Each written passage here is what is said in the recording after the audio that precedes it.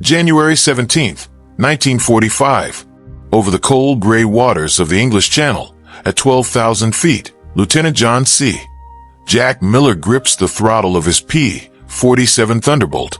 His breath fogs inside the oxygen mask. Below, the sea churns like molten lead. Ahead, through the scattered clouds, a silhouette emerges, engine cowling glinting, wings rocking slightly in turbulence. Miller's eyes narrow. The shape is wrong. The markings are unclear. His radio crackles with static. No confirmation. No call sign. Just the roar of his own engine and the pounding of his pulse. His thumb hovers over the gun trigger. 3 seconds. 2. 1. In that frozen instant, a decision is made that will shatter protocol, end a life, and earn a medal.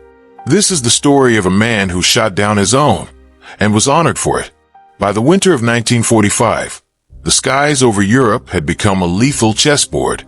The Allied air forces, American, British, Canadian, flew thousands of sorties daily, hammering German industry, railways, and airfields. The 8th Air Force alone launched waves of B-17 flying fortresses and B-24 Liberators, escorted by fighters like the P-51 Mustang, P-47 Thunderbolt, and P-38 Lightning. These missions were choreographed chaos, bombers in tight formations, fighters weaving above and beside them, and constant radio chatter threading through a sky thick with flak, smoke, and enemy interceptors. But the greatest danger wasn't always the Luftwaffe. It was confusion, friendly fire, what the military coldly termed blue-on-blue incidents, had plagued Allied operations since 1942. In North Africa, American gunners shot down British Spitfires. Over France, Allied bombers dropped payloads on their own advancing infantry. In the Pacific, Navy pilots fired on Army transports. The reasons were always the same: misidentification, poor communication, adrenaline, and split-second decision-making under extreme stress. Aircraft recognition was trained rigorously. Pilots studied silhouettes, wing shapes, tail configurations. They memorized the differences between a Focke-Wulf 190 and a P-47, between a Messerschmitt 109 and a P-51. But in the air at speed, with sun glare and clouds and smoke, recognition became a gamble. A Spitfire could look like a 109 from the wrong angle. AP-38's twin booms could be mistaken for a German Dornier. And when lives hung on the trigger, hesitation could mean death. The 8th Air Force had lost more than 50 aircraft to friendly fire by early 1945. Some were shot down by their own bomber gunners, nervous and untrained. Others fell to Allied fighters who saw an enemy that wasn't there. The official reports were buried in classified files. The families were told lost in action. The pilots who pulled the trigger were quietly reassigned, their records scrubbed, their guilt left to fester in silence. But not all cases were buried. Lieutenant Jack Miller was a 23-year-old fighter pilot from Ohio. He'd flown 62 combat missions by January 1945, escorting bombers deep into Germany, strafing supply lines, dogfighting with Luftwaffe aces. He was calm under fire, precise in his gunnery, and trusted by a squadron. His P-47 Thunderbolt, nicknamed Dorothy's daughter after his mother, was a beast of a machine. 7 tons of steel, 8.50 caliber machine guns, and a supercharged radial engine that could punch through flak and enemy fire and bring him home. On the morning of January 17th, Miller's squadron was tasked with a routine fighter sweep over the channel. Intelligence had reported scattered Luftwaffe reconnaissance planes probing Allied positions. The mission was simple: patrol, intercept, destroy. The weather was poor, low clouds, intermittent rain, visibility dropping to less than 2 miles. Radio communication was choppy, plagued by atmospheric interference and overlapping frequencies. Miller took off from RAF Bogstad at 0830 hours. His wingman, Lieutenant Paul Reese, flew beside him. They climbed through the cloud deck, breaking into clear sky at 10,000 feet. The channel spread below them, a gray infinity stitched with white caps. Miller checked his instruments. Fuel good. Guns armed. Radio tuned to the mission frequency. Reese's voice crackled in his headset. "Lead, this is 2. I've got a contact. 2 o'clock low." Miller's eyes snapped right. Through the clouds, a shape was climbing, single engine, propeller-driven, moving fast. The silhouette was indistinct, blurred by distance and haze. Miller keyed his radio. 2, can you confirm type? Static. Then Reese's voice, uncertain. Negative lead. Looks like a single-seat fighter. Could be a 190. Miller's mind raced. The Focke-Wulf 190 was one of Germany's deadliest fighters, fast, agile, heavily armed. If it reached the bomber stream, it could tear through unescorted fortresses, like a shark through seals. But identification protocols required visual confirmation. Miller needed to see the markings. He needed to be sure. He pushed the throttle forward. The P-47 surged, engine howling. Reese followed, tucking in tight on his wing. The distance closed. 1,000 yards. 800. 600. The target was turning, banking left, diving back toward the clouds. Miller's gut twisted. Evasive maneuver. Why would a recon plane evade? The protocols were clear, but war made them murky. Every Allied pilot carried a recognition card, a laminated sheet with silhouettes of friendly and enemy aircraft. They were drilled in aircraft identification during training, shown hundreds of slides, quizzed until the shapes were burned into memory. But theory and practice were galaxies apart. In the cockpit, at combat speed, with adrenaline flooding the bloodstream, the brain processed information in fragments. A glint of metal, a curve of wing, a flash of color. The mind filled in the gaps, constructed a narrative, made a guess. And if that guess was wrong, someone died. The 8th Air Force had implemented identification friend or foe, IFF, transponders in 1943. Electronic devices that sent coded signals to identify friendly aircraft. But the technology was unreliable. Transponders malfunctioned. Signals were jammed. German forces captured Allied IFF codes and used them to spoof identification. Pilots learned to distrust the electronics and rely on their eyes. Radio communication was the second layer of defense. Every aircraft had a call sign, and every mission had designated frequencies. But the airwaves over Europe were a Tower of Babel. British, American, Canadian, and Free French pilots all used different codes, different accents, different slang. German pilots monitored Allied frequencies, broadcasting false orders to sow confusion. And in the heat of combat, with engines roaring and guns chattering, half the transmissions were garbled or lost. Visual signals, with a final safeguard. Allied aircraft were marked with distinctive insignia. The white star on a blue circle for American planes, the red-white-blue roundel for British. But these markings were small, often obscured by dirt, oil, or battle damage. And from certain angles, they were invisible. A P-47 seen from directly below showed only its belly, gray metal, no markings, indistinguishable from a German fighter. Friendly fire training emphasized hesitation. If in doubt, hold fire. Circle the target. Get closer. Confirm visually. Use radio. Wait for the other pilot to waggle wings, a universal signal of friendliness. But hesitation could be fatal. Luftwaffe pilots were trained to exploit Allied caution, closing distance before Allied fighters could react, then unleashing devastating gunfire. Jack Miller had seen hesitation kill. 3 months earlier, over the Ruhr Valley, his squadron had intercepted what they thought was a flight of 190s. They held fire, circling, trying to confirm. The enemy planes, real 190s, didn't hesitate. They tore into the squadron, downing 2 P-47s before Miller's wingmen could respond. Miller learned a brutal lesson that day. In air combat, the first to shoot often survived. The second died. On January 17th, Miller didn't want to be second. He closed to 400 yards. The target was still turning, descending into the cloud layer. Miller squinted through his gun sight. The shape was wrong. The nose was too short. The wings were too thick. It wasn't a 190. But what was it? Reese's voice crackled again. Lead, I'm not seeing any markings. Miller's jaw tightened. No markings meant enemy. Or it meant a friendly plane so covered in mud and oil that the insignia were obscured. Or it meant a captured Allied aircraft flown by Germans, a tactic the Luftwaffe had used before, infiltrating Allied formations to gather intelligence or cause chaos. Miller keyed his radio, trying to reach the unknown pilot. Unidentified aircraft, this is Eagle Lead. Identify yourself. Over. No response. He tried again. Unidentified aircraft, transmit your call sign. Over. Static. Miller's breathing quickened.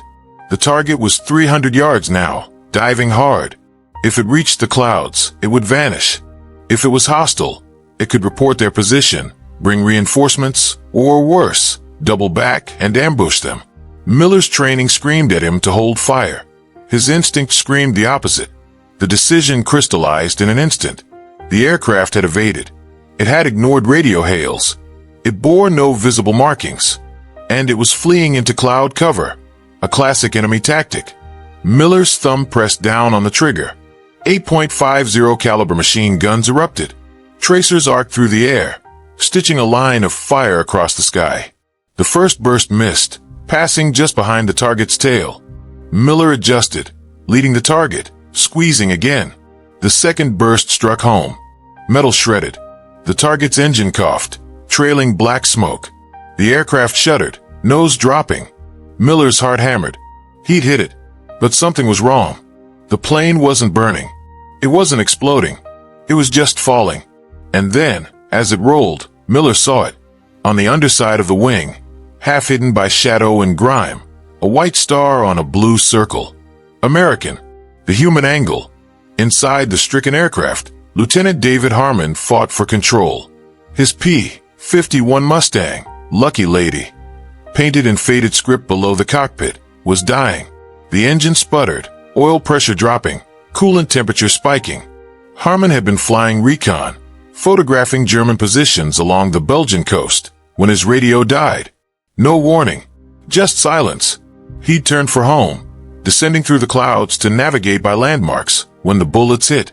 He didn't see the attacker. He heard the impacts, sharp metallic cracks, like hammers on sheet metal, and felt the plane lurch. His first thought was flak. His second was fighter. He craned his neck, searching the sky, but saw nothing. The engine was hemorrhaging oil, coating the windscreen in black streaks. His altitude was bleeding away. 2,000 feet, 1,500, 1,000. Harmon was 24 years old. He'd grown up in Georgia, learned to fly crop dusters before the war. He'd flown 43 missions, survived 2 crash landings, and earned a reputation as a pilot who could bring any plane home. But this was different. The controls were sluggish. The Mustang was a glider now, dead weight dropping toward the sea. He thought of his wife, Margaret. He thought of the letter he'd written that morning, still tucked in his jacket pocket, unfinished. He thought of the irony, surviving German flak and bullets, only to die over the channel. His hands moved mechanically, trim tabs, flaps, throttle, trying to coax 1 more mile out of the dying machine. The clouds parted. Below, the sea rushed up, gray, cold, merciless. Harmon braced. The Mustang hit the water at 120 miles per hour. The tactical angle. The engagement had lasted 11 seconds. From Miller's first burst to Harmon's impact, less time than it took to boil an egg. But those 11 seconds exposed every flaw in Allied air combat doctrine. First, communication. Harmon's radio had failed, a known issue with the P-51D model, caused by moisture infiltration in the antenna housing. The failure rate was approximately 8%, high enough to cause dozens of incidents, but low enough that the Air Force had deferred a full retrofit. Harmon had no way to identify himself, no way to respond to Miller's hails. Second, identification.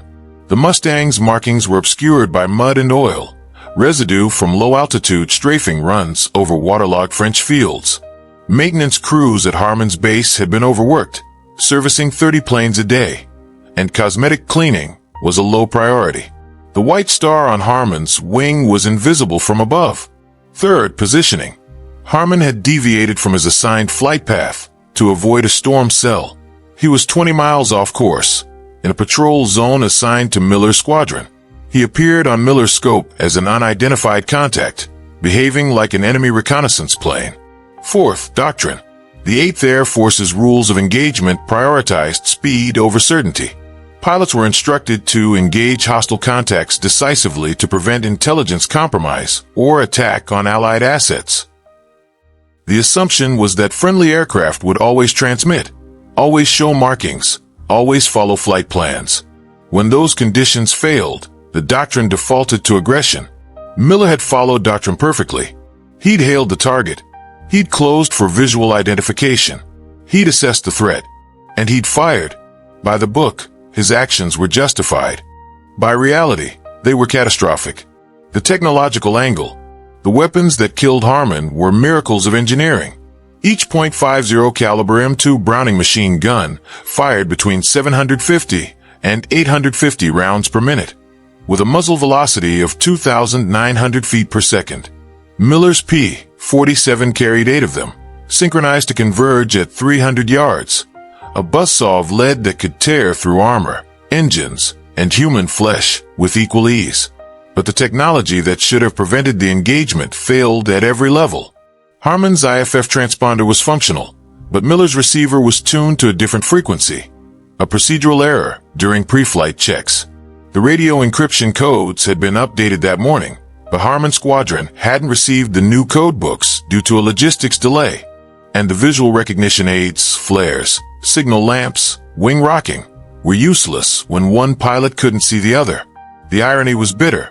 Both planes were products of American industry, built in factories less than 50 miles apart.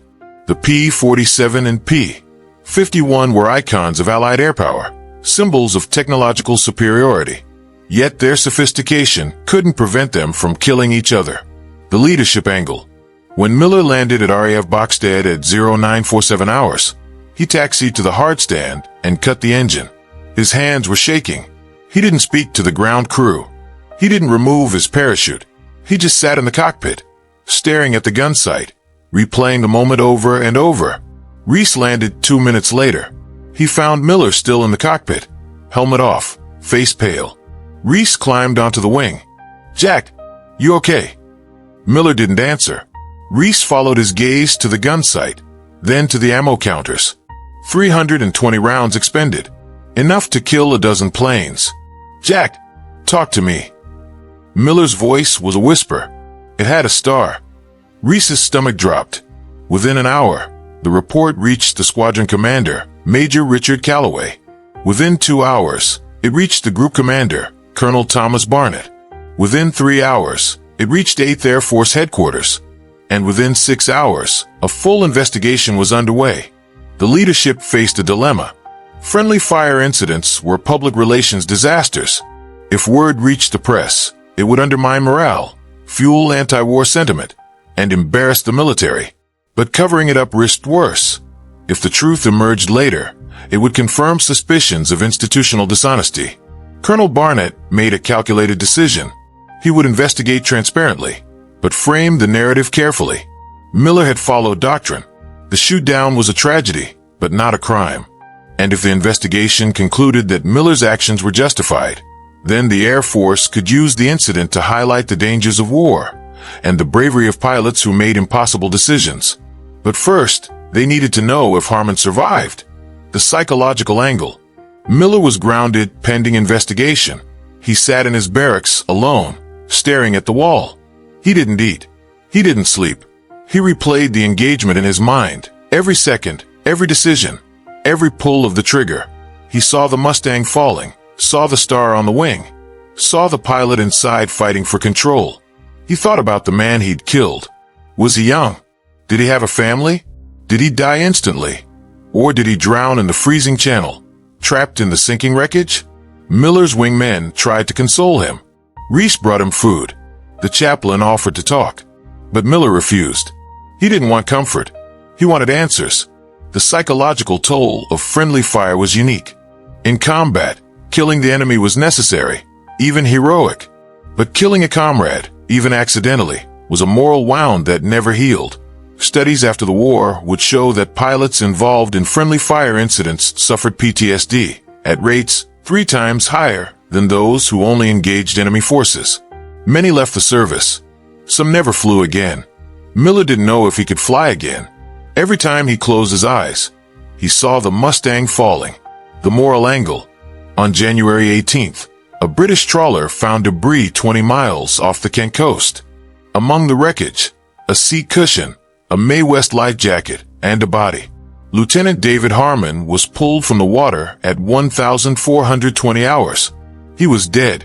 Cause: blunt force trauma and drowning. The news reached Miller that evening. He vomited into a trash can, then sat on the floor of his barracks, head in his hands. A man was dead because of him. Not an enemy.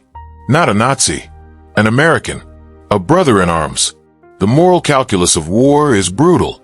Soldiers are trained to kill, but also to discriminate, to distinguish friend from foe, combatant from civilian. When that discrimination fails, the moral foundation of violence collapses. If Miller could kill Harmon, could he kill anyone? And if anyone could be an enemy, how could he trust his own judgment? The chaplain finally cornered Miller in the mess hall. "You did your job, son. You followed the rules." Miller's voice was hollow. "The rules killed him. The war killed him. You were just the instrument." Miller looked up, eyes red. "Does that make it better?" The chaplain had no answer. The investigation lasted 3 weeks. A board of inquiry reviewed radio logs, radar tracks, maintenance records, and witness statements. They interviewed Miller, Reese, Harmon's squadron mates, ground crews, and intelligence officers. They reconstructed the engagement second by second, using gun camera footage and ballistics analysis. The findings were unambiguous. Miller had followed every protocol. He had attempted radio contact. He had closed for visual identification. He had assessed the target as hostile based on its behavior and lack of markings. He had fired in accordance with rules of engagement. The board concluded that the shoot-down was a tragic but unavoidable consequence of combat conditions. But the board also identified systemic failures. Harmon's radio should have been repaired. His aircraft should have been cleaned.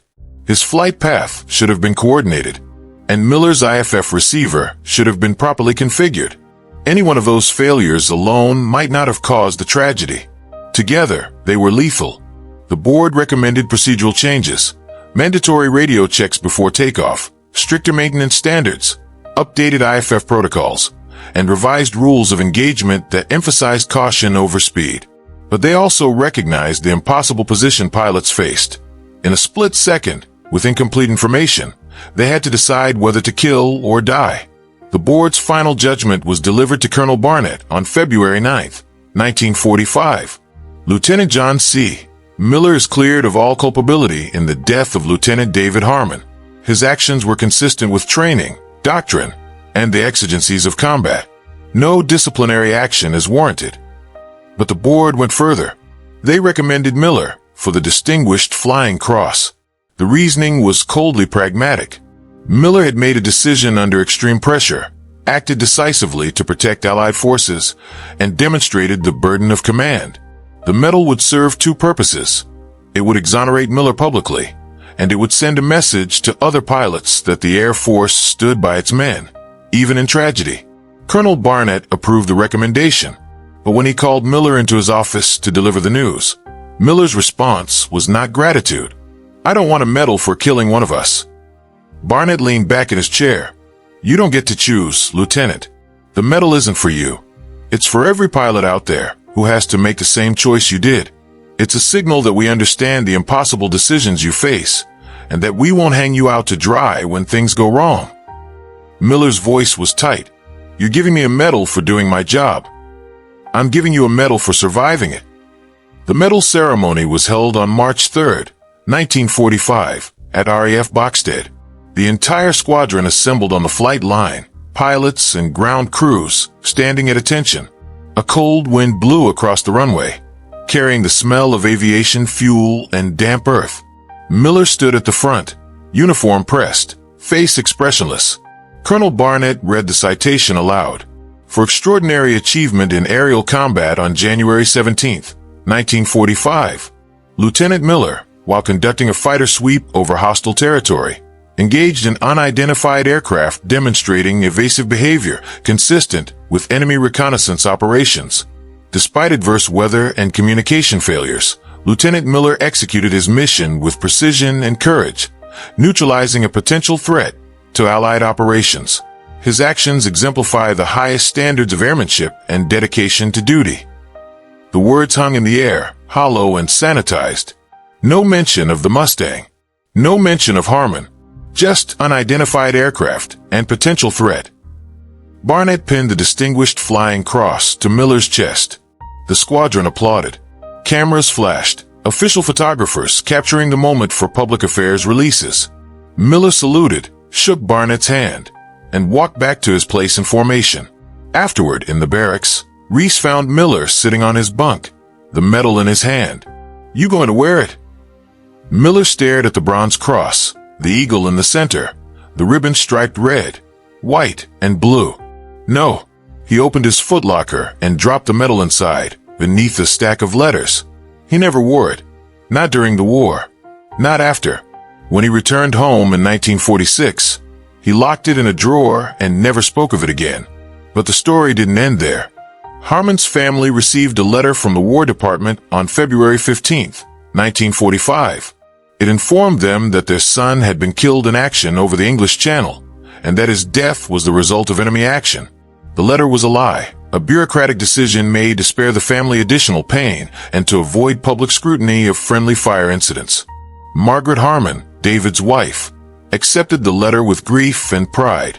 She hung a gold star in her window.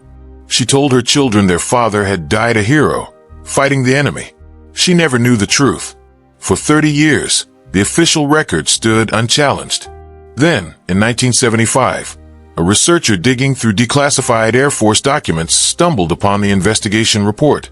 He published an article in a military history journal, revealing the true cause of Harmon's death. The revelation shattered Margaret Harmon.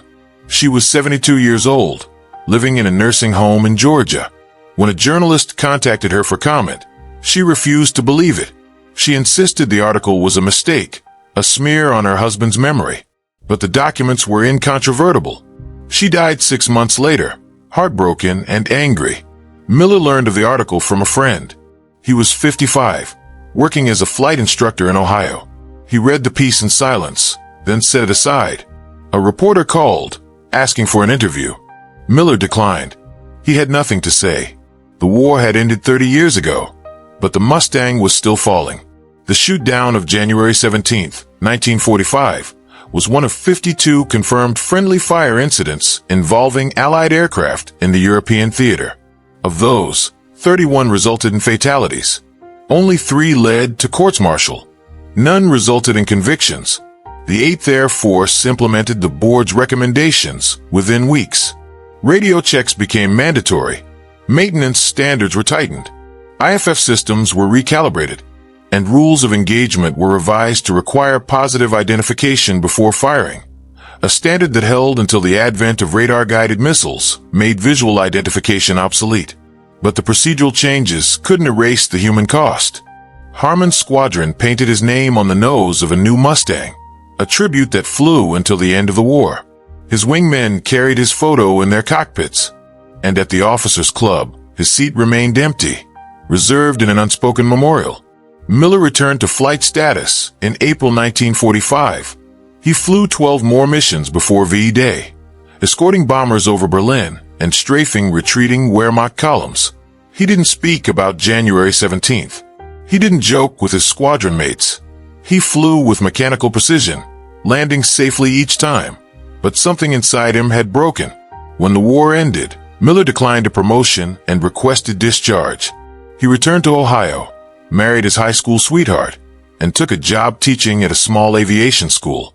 He flew crop dusters and charter flights, logging thousands of hours over cornfields and small towns. But he never flew fighters again. Friends who asked why received the same answer: "I'm done with that." In 1963, a documentary crew approached Miller, asking him to share his war experiences for a film about the 8th Air Force. Miller agreed to an interview, then walked out halfway through. The producer later recounted that Miller became visibly distressed when asked about his Distinguished Flying Cross.